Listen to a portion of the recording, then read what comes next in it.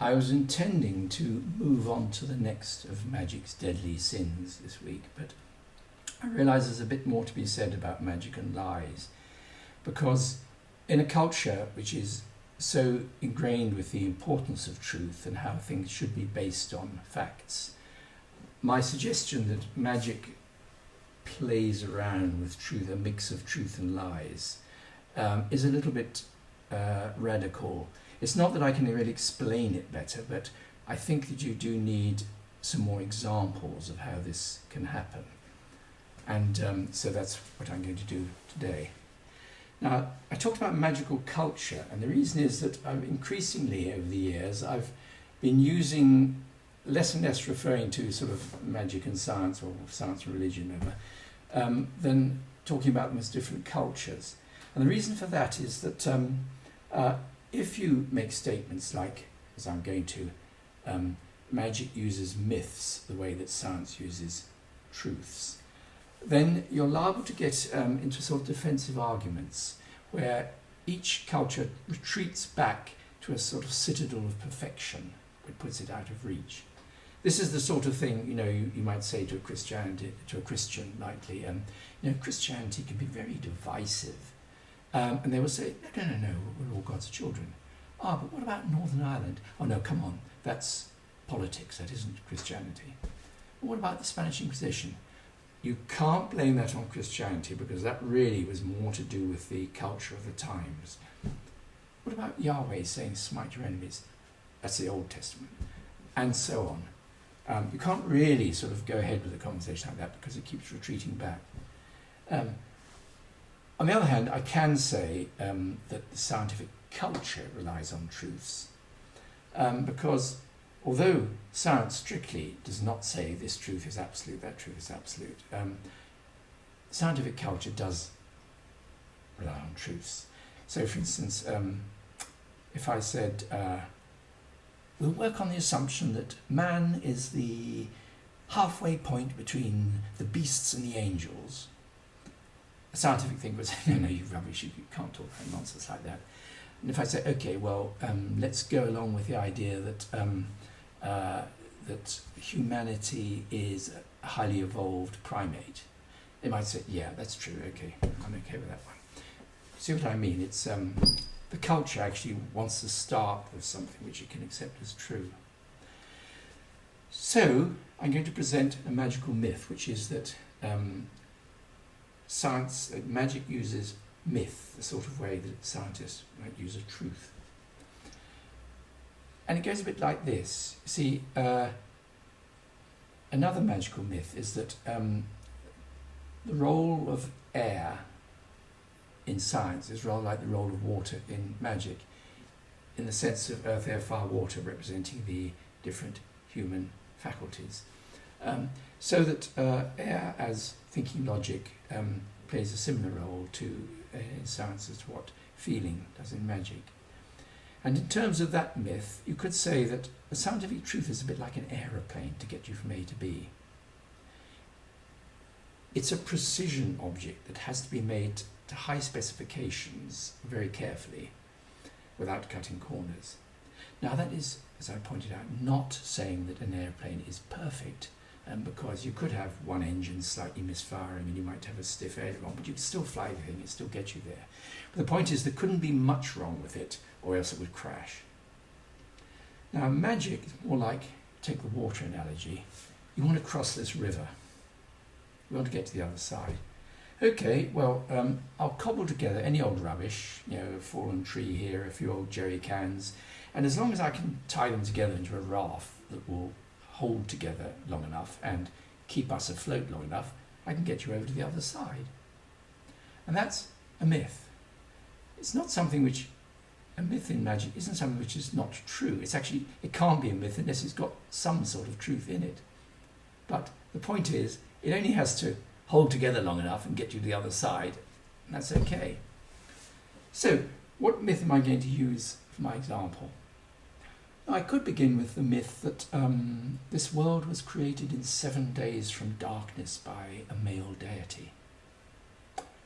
Perfectly good myth for magic, could work with that. the trouble is that one important person in this conversation, that's me, would have a bit of trouble with that myth. You see, I was brought up in the 50s and had a scientific education, and it's not that I don't recognise that myth, it's that I would have to work so hard keeping it afloat, I wouldn't have much energy left to get you to the other side. So I'm going to selfishly choose a myth which is a bit easier for me to get along with, and I hope you won't find it too difficult. I get to choose the myth that we live in a physical world of physical matter. The myth that we live in a physical world of physical matter, and that our actual perception of that world is a model which is formed within a structure in our heads called the brain, which is itself actually made up of physical atoms and molecules and physical matter, obeying the laws of physics. So, does that allow you to say to someone, I heard Ramsey Duke say something rather interesting yesterday? Well, of course it isn't true, is it? No. All you can say is that inside my brain something was modelled which made it look as though I was looking at a screen and there was Ramsey Dukes. But of course it wasn't really Ramsey Dukes, it was an electronic image coming through the internet, blah, blah, blah, blah, blah. But of course you are allowed to say, I heard Ramsey Duke say something rather interesting yesterday. That's allowed. Okay, that's good. Okay, now let's say tonight you have a dream that you meet me and you have a conversation with me, and rather interesting conversation. Are you now allowed to say, I had a rather interesting conversation with Ramsey Dukes last night? No, you're not. You have to say, I dreamed that I had a conversation with Ramsey Dukes. Because, you see, you have actually done a Turing test on an image of me created in your brain, and I have passed that Turing test. You know, you didn't think you were talking to a machine producing an imitation of me in your sleep. No, you thought you were talking to me, and when you woke up, you realised it was quite realistic. So I've passed the Turing test, this model of me. Nice. It means that your brain, the bits that made up that model of me, were able to model me so well that it would actually pass a Turing test. As far as you're concerned, the thing you were talking to was actually a conscious, thinking being, and yet it was all modelled inside your brain. Now, of course, that's what happens when you listen to me in this thing. You're actually modelling inside your brain that I am a conscious, thinking person, conveying things to you. I'm passing the Turing test. So that's good. So let's extend this a bit further.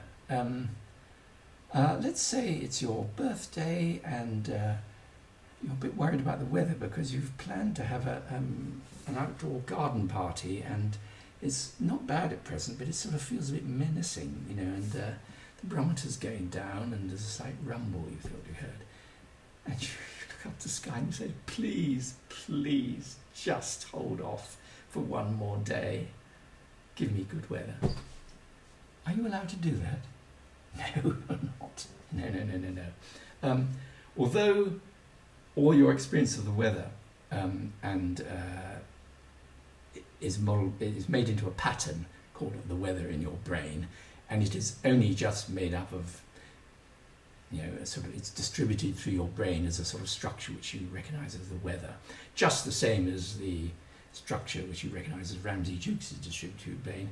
You're allowed to give a conscious mind to one, but not to the weather.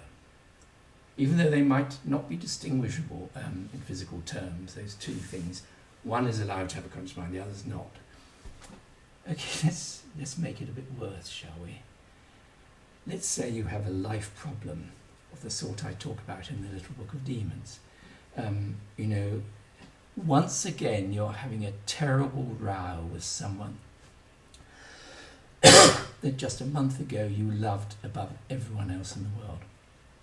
Everything has gone wrong. This person is acting like an absolute idiot, is spiteful, mean, this, that and the other. How could you have made such a bad mistake? And you begin to realise it's awfully like what happened with the last part you had, and the one before that, and the one before that. You seem to have a recurring problem in your life. Each time you think, I won't make that mistake again, I'm going to be more careful next time, and you choose someone who seems so different, and yet you seem to end up in the same situation. Now, in the Little Book of Demons, I made a rather radical suggestion that you could link those items which you're told are just coincidences and just random events in your life. You could link them up into a pattern and think of them as having a sort of malevolent intelligence that's trying to get you down. It seems quite clever, this thing. It can sort of, it knows you say, I won't do that again, and it can cleverly, it'll get you into that situation again, It's as though there's a mind there trying to do something. And I suggest, why don't you talk to it? It's another little bit of sort of stuff in the squishy stuff of your brain. Allow this bit to have a consciousness in it. Now, that wouldn't be allowed, of course. Absolutely shocking. No, this is demonolatry. This is madness. If you go on saying things like that, we'll have to take you to a lunatic asylum and your physical body to a lunatic asylum and have your brain sorted out. So who is it who is telling you that this is allowed, this is forgiven, but that's not allowed? It's actually, again, parts of your brain. It's, again, a set of, synapses or whatever it is, spread throughout your brain. It's just another one of those, and it's laying down the law for you and saying what you can and can't do. It's a bit like something I read yesterday about the Islamic State, IS. That thing where they take over a town, and then what's rather remarkable is that young people who a month ago were, wearing jeans, playing on the internet, buying the latest pop records, drinking Coke and everything, they've been recruited into a sort of police force. They would go around the streets, seeing if anyone isn't towing the line and telling them off, or worse, for breaking the new laws. And so they're recruited from within that city, and it's a bit like that. Parts of your brain have been recruited to discipline you and tell you what is allowed and what is not allowed. Now, what are you going to do about that? A bit of advice. Don't take the word of a malicious, wicked, lying magician. You can't trust them. So the safest thing to do is to obey that police, That's a survival tactic.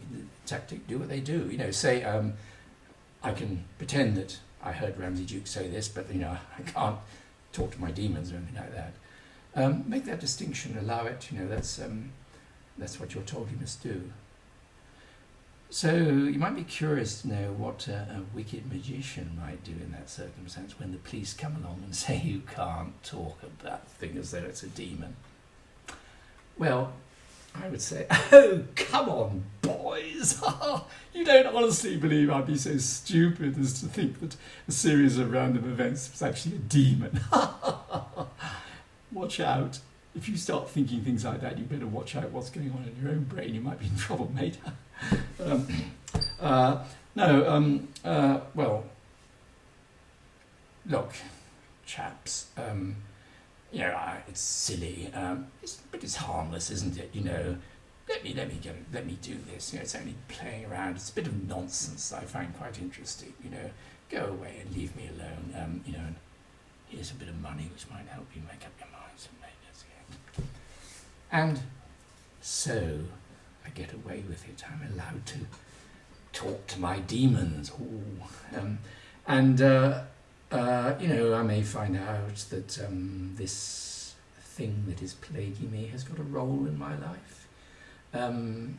It may be that I've always depended on a certain type of woman to sort of look after me the way my mother did or something, and this demon has to keep choosing people that fit that ideal model, and yet are sufficiently flawed that I've got something to offer them or whatever.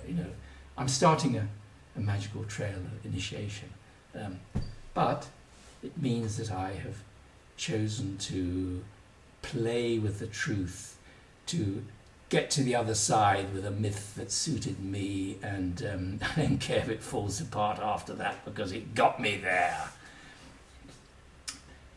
That is an example of this magical playing with truth and illusion. I hope it's useful.